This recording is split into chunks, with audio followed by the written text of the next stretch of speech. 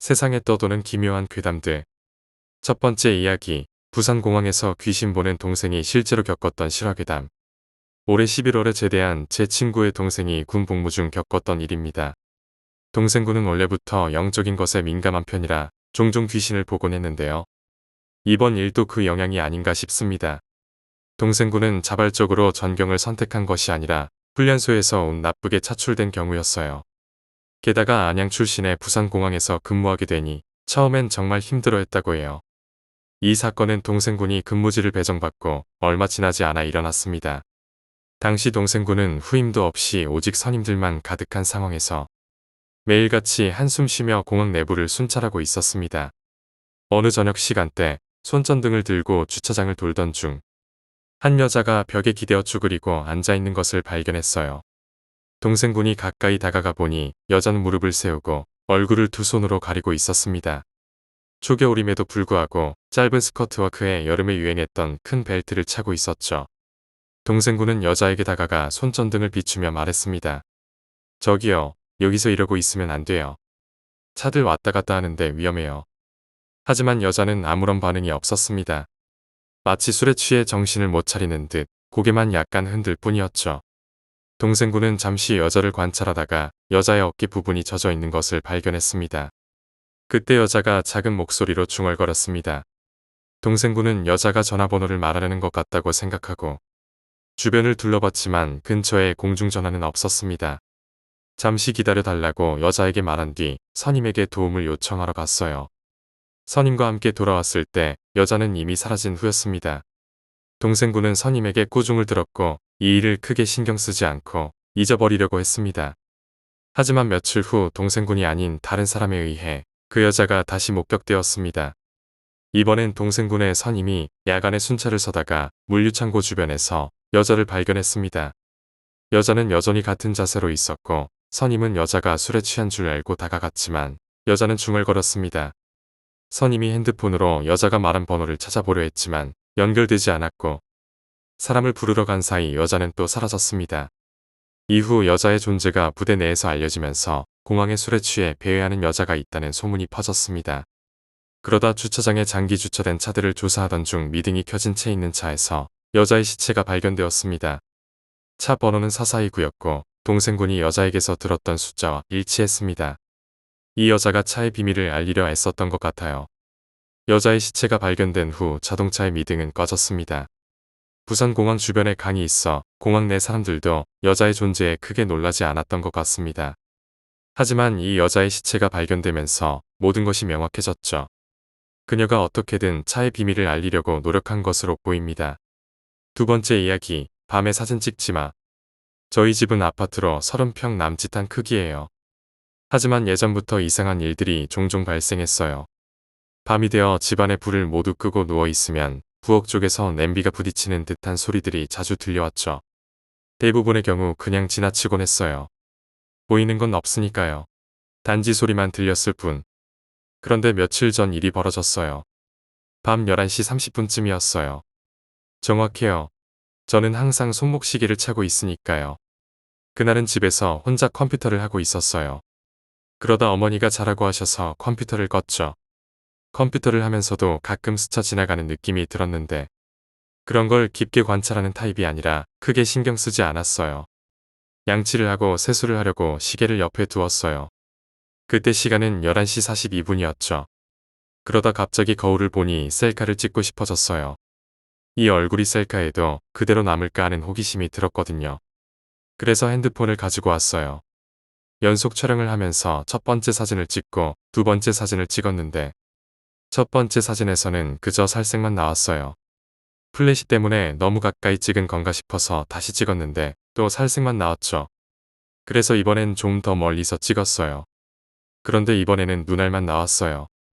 홍채가 보이지 않는 일본 만화에 나오는 그런 눈동자였어요. 그때까지만 해도 그게 귀신일 거라고는 생각하지 못했어요. 하지만 다음에 찍은 사진에서는 코가 나왔는데 이상하게 삐뚤어져 있었어요. 그 순간 뭔가 잘못되었다는 걸 깨달았죠. 바로 핸드폰을 닫고 화장실에서 토했어요. 그날 밤은 엄마 방에서 잤죠. 이제 저는 밤 11시 45분 전에는 절대 화장실에 들어가지 않아요. 그리고 밤에는 절대 사진을 찍지 않아요. 여러분도 조심하세요. 세 번째 이야기, 귀신을 봤어. 오늘따라 몸이 유난히 지쳐 일찍 잠자리에 들고자 했습니다. 하지만 어머니의 공부 압박으로 인해 결국 책상 앞에 앉아야 했어요. 공부에 집중하기란 쉽지 않았습니다. 시계가 10시 40분을 가리킬 무렵 어머니께서 잠들었다는 것을 확인하고 이제야 잘 수 있겠다 싶었습니다. 피곤함이 극에 달했던 그날 공부에 집중하기란 더욱 힘들었지요. 흔히 공부하려고 책상 앞에 앉으면 오히려 공부가 손에 잡히지 않는 경우가 많아요. 저 역시 그런 타입이라 공부할 때 대부분 침대에 엎드려서 공부를 해요. 그날도 마찬가지였습니다. 전기장판을 2단으로 설정하고 따뜻한 솜 이불을 덮고서 잠을 청하려 했습니다. 침대에서 몇 번을 오른쪽으로 굴렀다 왼쪽으로 굴렀다 하다가 무언가 물건에 부딪혔어요. 손으로 만져보니 책이었습니다. 그렇지만 일어나기가 너무 귀찮아서 그냥 내버려 두었죠. 잠시 후 평소보다 빠르게 잠이 들었습니다. 깊은 잠에 빠져들었다 생각한 지 얼마 되지 않아 이상한 소리에 깼습니다. 벽 쪽을 보고 누워있는 상태에서 제 등 뒤에서 책 넘기는 소리가 들려왔어요. 처음엔 형이 컴퓨터를 하다가 책을 보러 온 거라 생각하고 크게 신경 쓰지 않으려 했습니다. 하지만 그 책 넘기는 소리가 계속해서 귀에 거슬려 잠을 이룰 수가 없었어요. 그러다 문득 이상함을 느꼈습니다. 우리 형은 책을 전혀 보지 않는 사람이거든요. 만화책을 제외하고는요. 그리고 제가 본 책은 수학의 정석이었어요. 결코 형이 볼 리 없는 책이죠. 그리고 그렇게 빨리 페이지를 넘기는 사람도 우리 집에는 없었습니다. 이상한 느낌에 조심스레 뒤를 돌아보니 제 눈앞에는 상상도 못한 광경이 펼쳐졌습니다. 교복을 입은 여자 귀신이 책을 읽고 있었어요. 그녀의 머리는 반쪽만 남아 있었고 나머지 반쪽은 어디로 사라졌는지 알 수 없었습니다. 그녀가 고개를 돌리며 저에게 말했습니다. 이 책 가져가도 돼. 그 순간 공포가 온몸을 휘감았습니다. 말을 하려 해도 입이 떨어지지 않았어요. 그녀가 다시 말했습니다. 이 책 안 주면 너 죽여버릴 거야. 말도 제대로 할 수 없는 상황에서 저는 목숨을 건 선택을 해야만 했습니다. 그러나 그 순간 형이 제 방문을 열고 들어와 저를 흔들어 깨웠습니다. 형에 따르면 저는 목을 스스로 조르고 있었다고 해요. 형은 제 손에서 힘이 빠질 때까지 애써 저를 구해냈습니다. 이 경험은 저에게 큰 충격을 주었습니다. 지금도 그날의 공포를 잊을 수가 없어요. 그날 이후로 저는 밤에 책을 침대에 두고 자지 않게 되었고 항상 잠들기 전 주변을 확인하게 되었습니다. 네 번째 이야기, 유럽 여행. 제가 태권도장 친구 3명과 함께 유럽으로 배낭여행을 떠났습니다. 우리는 꼭 필요한 것만 챙기고 돈도 많이 가져가지 않았습니다. 만약 돈을 잃어버리면 국제 미아가 될 수도 있는 상황이었죠. 스위스 알프스 산맥을 전철로 올라가 구경도 하고 큰 소시지도 맛보았습니다. 그런 다음 프랑스로 가는 기차에 몸을 실었습니다. 우리나라 기차와 달리 이 기차에는 넓은 복도가 하나 있고 복도 옆에 방이 있었습니다. 방 안에는 문도 있어서 정말 방 같았습니다. 우리는 기차에 올라타서 우리 방을 찾아 들어갔습니다. 그런데 방 안에는 예쁜 모습의 여자분이 계셨어요. 동양계 여성이셨습니다. 우리가 방에 짐을 풀고 앉아 있으니 그 여자분이 영어로 말을 걸어오셨습니다. 우리 중 영어를 조금 할 줄 아는 친구가 그 여자분과 대화를 나눴습니다. 그녀는 자신이 중국계 프랑스인이라고 했습니다. 그렇게 대화를 나누다 보니 어느새 해가 지고 있었습니다. 프랑스에서 내려 맛있는 음식을 먹을 생각에 들뜬 마음으로 잠에 빠져들었습니다. 깊은 잠에 빠져 있을 때 갑자기 소란스러운 소리에 깼습니다. 처음에는 친구들이 떠드는 줄 알았습니다. 그러나 정신을 차리고 보니 중국인 여성이 친구 한 명을 칼로 찌르려고 하면서 국어로 무언가를 외치고 있었습니다. 위험한 상황임을 직감한 저는 곧바로 일어나 돌려차기로 그녀의 뒤통수를 강타한 후 방의 문을 열고 밖으로 걷어차 안에서 잠궜습니다. 친구는 이미 허벅지에 칼을 맞아 피가 흐르고 있었습니다. 그 여자는 우리의 가방을 뒤져서 물건들을 자신의 가방에 넣고 있었습니다. 그 사실을 알고 난 후 나머지 한 명을 깨워서 짐을 챙기라고 했습니다. 밖에서는 그 중국인 여성이 방문해 플라스틱 창 사이로 우리를 쏘아보며 주먹으로 문을 치고 있었습니다. 우리는 즉시 승무원 호출기를 눌러 상황을 설명하고 그 여성을 잡아서 프랑스에 도착하자마자 경찰에게 넘겼습니다. 조사 과정에서도 그녀는 자신의 행동을 부인했습니다. 프랑스 경찰은 한국인 배낭여행객들을 대상으로 한 범죄가 꽤 많다고 하더군요. 이 사건 이후 친구의 치료를 기다리며 프랑스에 머무르다가 곧장 한국으로 돌아왔습니다. 배낭여행을 할 때는 항상 주의해야 한다는 것을 깨달았습니다. 5번째 이야기, 오래전 군대에서 들었던 이야기. 토요일 점후 일요일이라는 사실에 들뜬 우리 내무원들은 노가리 까기에 여념이 없었습니다. 우리 잠도 안 오는데 무서운 얘기나 할까? 병장 중 한 명이 제안했습니다. 평소에 재미있는 얘기를 많이 하고 화술이 뛰어난 고참 한 명이 평소와 다르게 심각한 얼굴로 이야기를 시작했습니다. 그 고참은 중학교 2학년 때의 일이라고 했습니다. 밤 10시쯤 자신의 방에서 CD 플레이어로 음악을 들으며 공부를 하고 있었다고 합니다. 그런데 갑자기 창문 밖에서 쿵하는 소리가 들렸습니다. 누가 들어도 교통사고가 난 것 같은 소리였죠. 그 고참은 깜짝 놀라 창문으로 다가가 커튼을 젖히고 밖을 바라보았습니다. 창문 밖에는 상상하기 힘든 장면이 펼쳐져 있었습니다. 승용차 한 대가 헤드라이트를 켜고 급정거해 있었고 전방 10여 미터 앞에 하얀색 블라우스에 까만 정장 바지를 입은 여자가 누워 있었습니다. 팔과 다리의 관절이 모두 바깥쪽으로 꺾여 있었고 목도 돌아가 있었지만 문제는 얼굴이 그 고참이 바라보는 방향으로 향해 있었다는 것입니다. 그 순간 고참은 자신의 눈동자를 쳐다보고 있다는 느낌이 들었습니다. 숨 막힐 듯한 놀라움에 한동안 꼼짝할 수 없었습니다. 그 고참은 너무나 충격적인 장면에 한동안 정신을 차리지 못하고 창문의 커튼을 다시 닫았습니다. 그러나 무언가를 확인해야겠다는 생각이 들어 다시 창문으로 다가갔습니다. 커튼을 살짝 젖히고 다시 그곳을 쳐다보니 이전에 누워있던 여자가 깨끗하고 단정한 모습으로 서 있었습니다. 그녀는 다시 한번 그를 쳐다보고 있었습니다. 고참은 놀라 방문으로 다가가 열었지만 어두컴컴한 집안만 보였습니다. 그때 문에서 이상한 소리가 들렸습니다. 손톱으로 문을 살짝 두드리는 듯한 소리였죠. 고참은 그 소리를 무시하고 다시 책상으로 돌아가 음악을 듣기 시작했습니다. 그러나 CD 플레이어의 공백 시간의 문에서 이상한 소리가 또 들렸습니다. 이번에는 더 크고 강렬한 소리였습니다. 너무나 놀란 고참은 용기를 내 방문을 열었지만 방금 전 소리가 나던 곳에는 아무것도 없었습니다. 그날 밤 그는 가정부와의 대화를 통해 또 다른 이상한 사실을 알게 되었습니다. 가정부는 밤중에 누군가가 문을 두드리고 문을 살짝 열었을 때 흰색 와이셔츠 같은 것이 보였다고 했습니다. 그 이후로 고참은 밤마다 가위에 눌리는 일이 잦아졌습니다. 결국 가족은 그 사실을 알고 퇴마사를 불렀습니다. 퇴마사는 고참을 보고 이년아 거기가 어디라고 들어가 있어 라고 소리쳤고 이후로 그 여자 귀신은 나타나지 않았습니다. 하지만 가끔 그 여자가 나타날 때가 있다고 합니다. 이야기를 들으면서 우리는 모두 소름이 돋고 입이 바짝 마르는 것을 느꼈습니다. 그 고참이 직접 들려주는 이야기였기에 더욱 실감나고 무서웠습니다. 사람이 죽을 때 그 순간 자신을 쳐다보는 사람을 느낀다는 말이 이 경우에 해당되는 것 같았습니다. 이야기가 끝나고 우리는 그날 밤잠을 제대로 이루지 못했습니다. 6번째 이야기, 캠프 괴담. 제가 초등학교 3학년이었을 때의 일이에요. 학교에서 조직한 캠프로 산정호수에 갔어요. 첫째 날 저희는 방에서 시간을 보내며 카드놀이를 하고 있었어요. 그때 마주보고 있던 친구가 갑자기 검은 것이 자신 앞에 떨어졌다고 큰 소리를 내며 놀랐어요. 그 친구는 바닥을 보더니 갑자기 아무 말 없이 고개를 들어 방금 방송이 나왔고 우리 모두 운동장으로 나오라고 했다고 말했어요.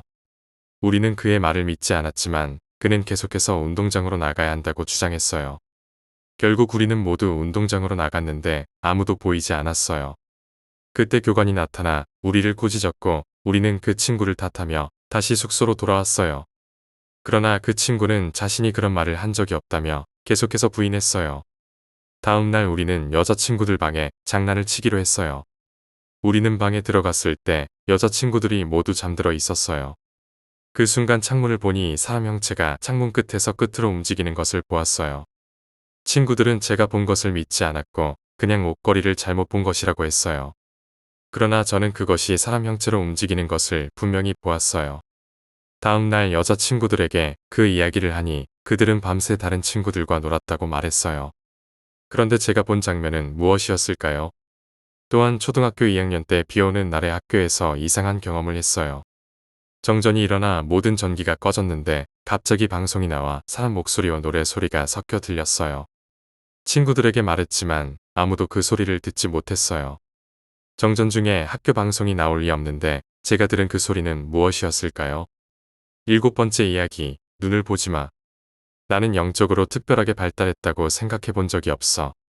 고3 때 가위에 눌리는 것 같은 약한 모습을 보인 적도 없고, 그저 평범한 19살 여고생이었지. 사실 나는 귀신보다는 당시 대학에 갓 입학한 오빠와 함께 자취를 시작했기 때문에 강도나 도둑 같은 현실의 두려움이 더 컸어. 친구들이 귀신 이야기나 가위에 눌린 이야기를 할 때마다 나는 어른스러운 척하며 사람이 제일 무섭다고 대답하곤 했어. 하지만 그게 아니라는 걸 곧 깨달았지. 여름방학이 되고 오빠는 바쁘게 놀러 다니느라 집에 늦게 들어오는 일이 많았어. 그런 나는 혼자 있는 시간이 많아져서 모든 문을 열어놓고 지내는 습관이 생겼어. 창문도 에어컨 대신 열어두곤 했지. 하지만 모기가 많이 들어오고 집이 시원해지지 않아 에어컨을 틀고 모든 이중창을 닫아야 했어. 창문을 닫는 것이 귀찮아서 투명 창만 닫고 반투명 유리창은 열어뒀어. 그리고 그건 화근이 되었지. 어느 무더운 여름밤 나는 컴퓨터로 시간을 보내다가 새벽 2시쯤 침대에 누웠어. 그때 무서운 기분이 들어서 모든 불을 켜두고 다시 누웠어. 에어컨 때문에 추운 거야라고 생각하려 했지만 마음 한구석에는 무서움이 자리 잡고 있었어. 그래서 친구에게 전화를 걸어 평소처럼 대화를 나누다가 전화를 끊고 오빠가 아직 돌아오지 않았다는 걸 알았어. 문득 내 방의 창밖을 봤어. 하얀 것이 보였지만 크게 신경 쓰지 않고 다시 핸드폰을 들었어. 아마 커튼에 비친 거겠지라고 생각했지만 실제로는 저게 귀신이잖아. 라는 생각이 머릿속을 가득 채웠어. 귀신이라는 것을 인정하고 싶지 않아 창밖을 다시 봤지만 커튼과 귀신의 위치를 확인하고 싶은 마음에 또다시 봤어. 그때 커튼 옆에 하얀 소복을 입은 여자가 서 있었고 나는 그 자리에서 도망쳤어. 컴퓨터 방으로 달려가 테트리스에 집중하려 했지만 오빠가 돌아와서 내가 귀신을 본 것 같다고 말했어. 오빠는 심각한 표정으로 나를 바라보며 그 귀신에 대해 이야기하기 시작했어. 오빠의 친구가 그 귀신을 보았다고 하더라고. 그 친구는 귀신이 보였다고 해. 그 여자 귀신은 오래전부터 그곳에 있었고 나랑 또래였다고 해. 나는 그 이야기를 듣고 더 무서워졌어. 그 이후로 나는 내 방에서 이상한 일이 벌어지는 걸 여러 번 경험했어. 누군가가 내 옆에서 속삭이거나 내 침대에 갑자기 누워 내 옆에 있을 때가 있었어. 나는 그런 경험에도 불구하고 아직도 그 방에서 살고 있어. 오빠가 한 번은 내 방에서 자다가 내 옆에서 속삭이는 소리를 듣고 놀라서 컴퓨터 방으로 달려왔어. 그 여자 귀신의 소리였어. 지금도 내 방에서는 가끔 이상한 일이 일어나. 하지만 나는 그런 상황에도 불구하고 내 방에서 계속 살고 있어. 여덟 번째 이야기, 수호령. 2002년 여름 월드컵이 한창이던 시기였어요. 그때 저는 대학교 1학년이었죠. 그날 아침부터 두통이 있었어요. 물을 마시고 화장실로 갔는데 뭔가 어지럽고 기분이 이상했어요. 씻고 나와 거실로 나왔더니 세상이 돌아가는 것 같았어요. 왜 이러지? 속이 메스껍고 기분이 나빴어요. 뭔가 비위가 거슬리는 그런 느낌. 그래서 다시 방으로 돌아갔어요. 잠을 자면 나아지려나. 잠이 들었어요. 잠에서 깨어나니 온몸이 땀으로 젖어 있었고 숨이 가빴어요. 거실로 나오니 세상이 이상하게 보였어요. 높은 곳을 찾아 헤맸죠. 에어컨 위, 식탁 위에 올라갔어요. 그때 저는 정말 이상한 상태였어요. 어디로 가지? 내 방 옷장이 생각났어요. 하지만 옷장 위은 너무 좁았죠. 거울을 보니 얼굴이 땀과 눈물로 범벅이 되어 있었어요. 그 상태에서 책상 위로 올라갔다가 뒤로 뛰어내렸어요. 다시 일어나니 조금 정신이 들었어요. 거실로 나와 시계를 보니 밤 9시였어요. 그때 무언가 내 방에서 튀어나왔어요. 미친 듯이 달렸어요. 도로로 나와서는 백화점으로 향했어요. 백화점 안은 따뜻했어요. 경비원들이 저를 도왔고 발을 치료했어요. 그리고 집으로 돌아갔죠. 철학관에 가서 이 일을 말씀드렸더니 귀신이 제게 붙었고 수호령들이 저를 지켜준 거라고 하셨어요. 수호령들이 저를 높은 곳으로 끌고 가서 떨어뜨린 거라고요. 그제야 모든 것을 이해할 수 있었어요. 수호령의 존재가 감사했죠. 각자의 수호령이 나쁜 영들을 쫓고 자신을 지켜준다고 하셨어요. 아홉 번째 이야기, 학교에서 친구가 경험했던 소름 끼치는 실화괴담. 제가 고등학생 때 친구가 겪었던 일이에요. 당시 그 친구는 TV 쪽 맨 앞자리에 앉아 있었습니다. 항상 같이 놀던 친구들은 쉬는 시간만 되면 그 친구의 자리로 모이곤 했죠. 그날도 여느 때처럼 점심을 먹은 뒤 그 친구 자리로 모여 신나게 떠들고 있었습니다. 그러다 그 친구는 너무 졸리다며 점심시간 끝나기 5분 전에 깨워달라고 하더라고요.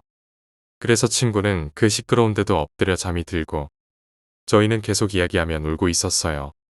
그런데 갑자기 잘 자고 있던 친구가 발작이라도 하듯이 몸을 크게 한번 부르르 떨더라고요. 자다가 가끔씩 발작 비슷한 거 한 번쯤은 경험해 보시잖아요.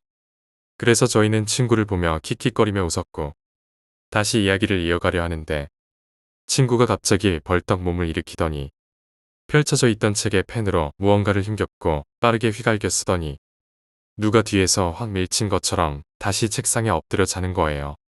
순간 이상한 낌새를 느낀 저와 친구들은 그 친구가 뭐라고 적었나 보기 위해 친구가 깔고자 하던 노트를 펼쳤습니다. 책에는 알아보긴 힘들지만 분명히 적혀 있었습니다. 깨어져. 그 세 글자에 얼마나 소름이 돋는지 저와 친구들은 엎드려 있는 친구를 엄청나게 흔들어서 겨우겨우 깨웠습니다. 그 친구는 식은땀을 흘리며 동공이 풀린 채로 말하더라고요. 고마워. 나 진짜 죽는 줄 알았다. 그래서 무슨 일인지 물어보니 가위에 눌렸다고 하더라고요.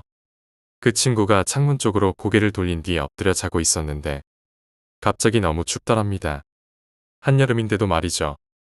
에어컨 때문인가 싶어 뭐라도 걸쳐야겠다 하고 몸을 일으키려 했지만 몸이 움직이질 않았다네요. 뭐야? 라며 생각함과 동시에 눈을 떴는데 창문으로 새빨간 옷을 입고 머리를 풀어헤친 여자가 보이더랍니다. 그 여자는 처음엔 얼굴에 눈, 코, 입이 없었는데 친구가 계속 보고 있으니 갑자기 눈, 코, 입이 서서히 생기더래요. 친구를 보며 시익 웃더랍니다. 그리고는 친구에게 다가오더니 엎드려 있는 친구의 등에 올라타고는 귀에 다 대고 일어나고 싶어 라며 막 웃더래요. 그 귀신은 열린 창문을 가리키며 저 창문으로 나랑 같이 가면 일어나게 해줄게 라며 기분 나쁜 웃음소리를 내더랍니다. 그 순간 친구는 이러다 죽겠다 싶어 온 힘을 다해 일어나 깨워줘라는 글씨를 적었고 그때 등 위에 올라타고 있던 귀신이 등을 다시 밀쳐서 엎어졌다고 하더라고요. 그 뒤 저희가 깨우니 웃음소리가 서서히 없어지며 몸이 움직이더랍니다. 다행이에요. 저희 교실은 5층에 있었거든요.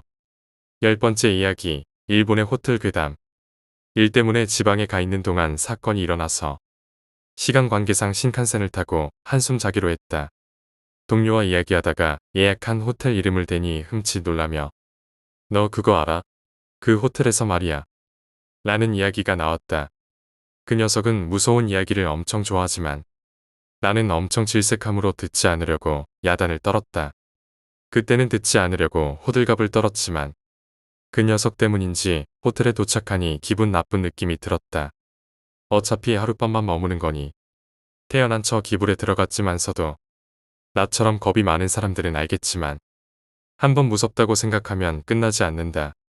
자는 것도 깨어있는 것도 움직이는 것도 귀찮았기 때문에 그냥 아침을 기다릴 수밖에 없었다. 그래서 이불 속에서 온갖 생각을 다 했는데 왠지 그때는 죽는 것이 비정상적으로 무서웠다. 계속 죽음에 관한 생각만 들었다. 하지만 언젠가 죽겠지. 자는 걸 포기하고 어디 술집이라도 가서 시간이라도 때우자라는 생각으로 몸을 일으키려는 찰나 똑똑하고 문을 두드리는 소리가 났다. 심장이 멈추지 않은 것이 이상할 정도로 놀랐다. 유령. 화재인가? 아는 사람인가? 뭔가 사고라도 발생했나? 일단 불을 켜야 했지만 문을 여는 건 무서웠고 무슨 일입니까? 라고 물어보았더니 두드리는 소리가 멈췄다. 잠시 동안 벌벌 떨고 있었지만 아무 일도 일어나지 않았고 이미 잘 상황이 아니다. 지갑과 전화를 확인하고 어떻게든 옷을 갈아입었다. 그런데 갑자기 아까보다 큰 노크음이 들렸다. 무슨 일 있습니까? 누구십니까? 라고 물어봤지만 역시나 대답이 없었다. 정말로 긴급한 일이라면 호텔 직원이 뭔가 말해줄 것이다. 문도 잠그지 않은 상태의 방전화도 비상전화도 모두 있는데 그럼 다급한 일이 아닐 거라는 생각에 더욱더 무서워졌다. 프런트에 전화할까 생각도 했지만 다른 사람과 접촉을 한다는 게 굉장히 불안해졌다. 말해도 들어주지 않으면 어떡할지. 또한 그 직원이 왔을 때 오히려 더 위험해질까봐 불안했다. 문 손잡이를 돌리고 있었다. 들어오려고 한다.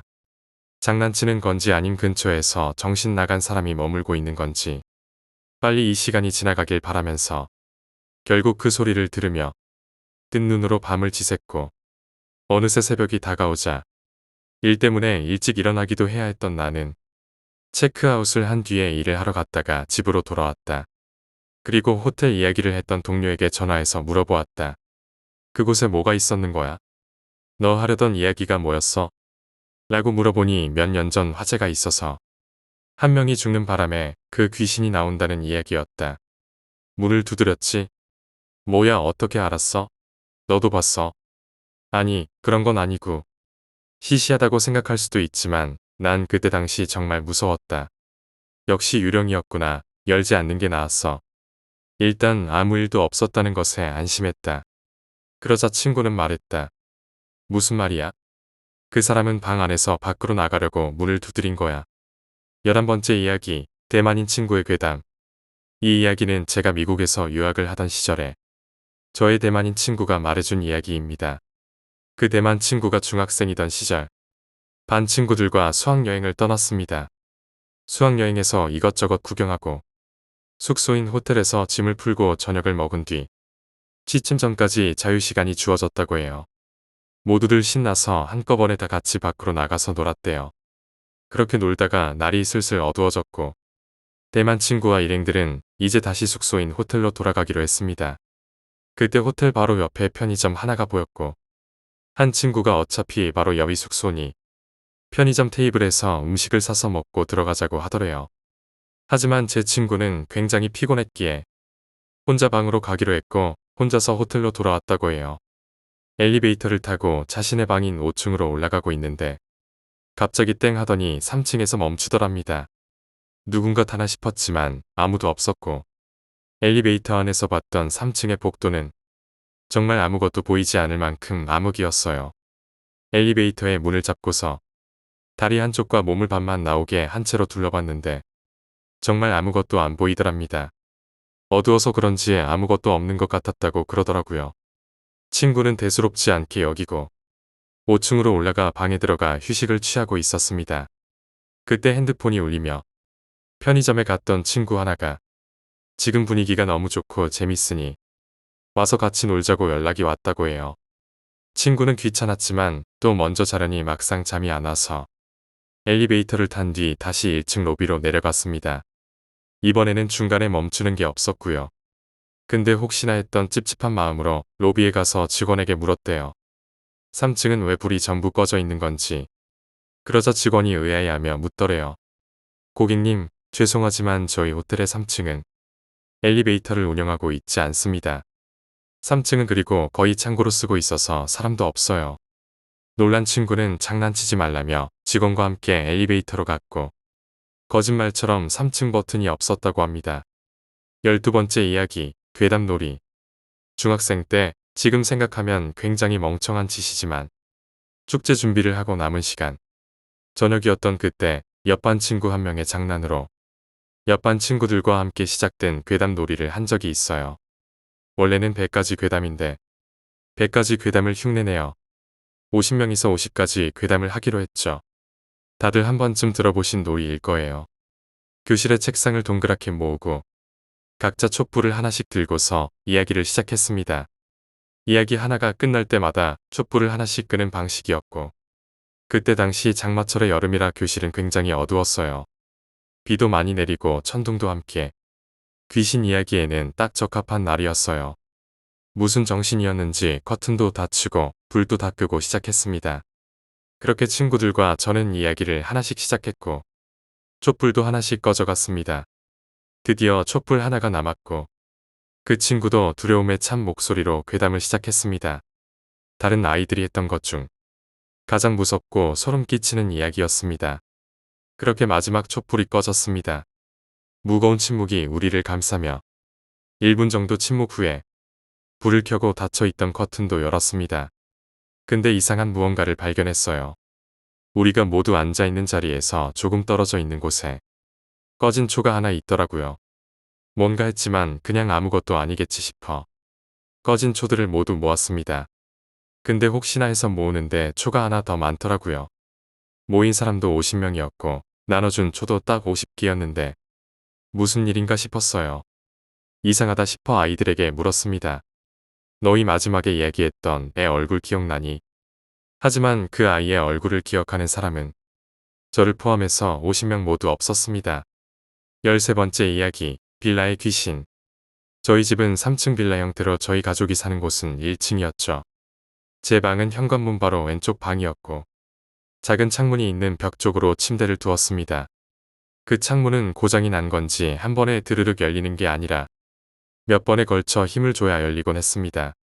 거기다 완벽하게 닫히지도 않아서 손을 옆으로 눕히면 들어갈 정도의 틈을 남기고 더 이상 닫히지 않았습니다. 그날은 겨울이었습니다. 부모님이 맞벌이를 하셔서 늦게 오시는 일이 잦았어요. 그날도 혼자 거실에서 텔레비전을 늦게까지 보다가 제 방으로 와서 침대에 누웠습니다. 저는 항상 잠을 깊게 못 자고 선잠을 자곤 했는데 꼭 자다가 깨면 가위에 눌리곤 했죠. 그날은 특히 바람이 많이 불어서 창문이 흔들리는 소리에 잠이 깼습니다. 그런데 바람이 불어 창문이 흔들리는 게 아니라 누군가 그 작은 틈에 손을 넣고 미친 듯이 흔들며 작은 창문을 열려고 하는 거예요. 게다가 몸은 움직여지지 않았고 눈도 감겨지지 않아 그대로 그 상황을 보고만 있어야 했습니다. 작은 창문이 거의 다 열리자 팔이 들어오고 얼굴이 보였습니다. 흰자가 보이지 않는 검은 눈동자만 가득한 눈을 한 여자가 머리를 산발한 채로 저를 쳐다보며 방 안으로 들어오려고 하더라고요. 차라리 기절했으면 좋으련만 몸은커녕 눈도 안 감기고 그 여자가 계속 기어 들어오는 걸 보고만 있었습니다. 그 여자는 창문을 빠져나와 제 침대 위로 올라왔고 그 여자의 검은 눈과 마주치는 순간 기절했습니다. 다음 날 아침 눈을 떴고 제 방에는 저 혼자였습니다. 아무래도 가위에 눌린 거라 생각했어요. 일단 안방에 있는 부모님을 보러 가기 위해 몸을 일으키는데 제 자리에 옆에 누군가 누워 있다가 일어나면 생기는 움푹 파인 흔적이 남아 있었더라고요. 원래 시간이 지나면 없어지는데 방금까지 누가 누워 있던 것처럼 남아 있었습니다. 게다가 그 흔적 주변에 긴 머리카락까지 남아 있었습니다. 저희 집에는 긴 머리를 한 사람이 없었습니다. 14번째 이야기, 비 오는 날. 하늘이 무너질 정도로 비가 많이 오는 밤이었고 엄마와 나는 텔레비전을 보며 이야기하고 있었는데 갑자기 현관벨이 울렸다. 밤에 우리 집을 찾아올 사람이 없었기에 의아했다. 누구세요? 라고 묻자 죄송합니다. 우산 좀 빌릴 수 있을까요? 라는 여자 목소리가 들렸다. 목소리 느낌으로는 40대 정도인 것 같았고 묘하게 벌벌 떨리는 목소리가 소름이 돋았다. 누구세요? 혹시 저희 엄마 아시는 분이세요? 모릅니다. 초면에 죄송합니다.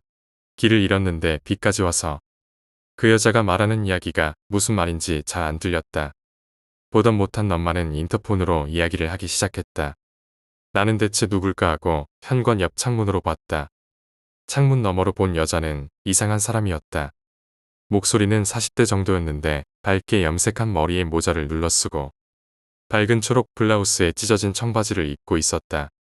아무리 봐도 이상했고 엄마에게 절대로 문을 열어주지 말라고 했지만 엄마는 쓴웃음을 지으며 말씀하셨다.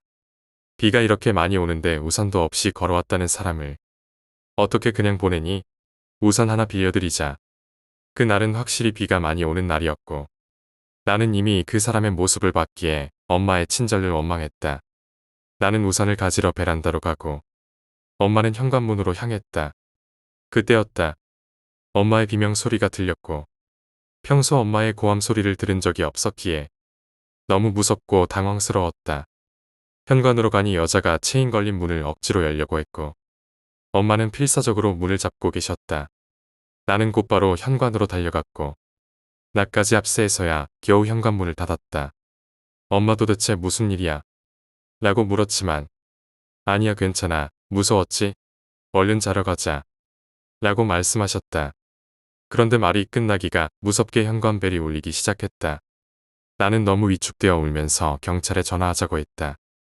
하지만 엄마는 침착하게 일단 지금은 무시하고 계속 그러면 경찰을 부르자고 하셨고 이윽고 현관을 발로 차는 소리가 들렸다.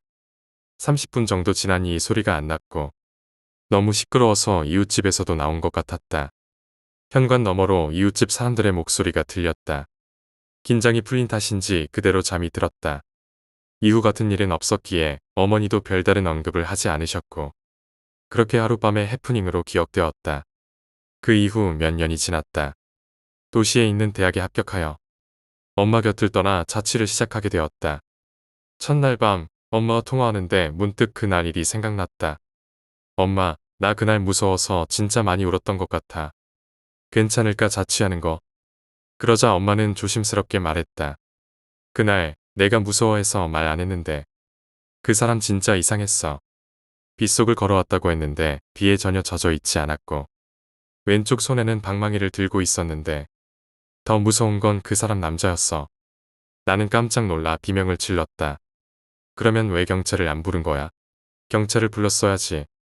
라고 말하자 엄마는 대답했다. 경찰을 불러도 바로 도망갈 것 같았고 이미 여자 둘이서 사는 집인 걸 알려졌는데 괜히 경찰을 부르면 더 위험할까봐. 분명 그때 사실을 알았다면 그 공포를 감당하지 못했을 것이다. 엄마와 통화를 마치고 앞으로 문단속을 잘 해야겠다는 다짐을 하며 침대에 누웠다. 여러 가지 생각과 함께 잠이 들려는 찰나 갑자기 현관벨이 울렸다. 죄송합니다.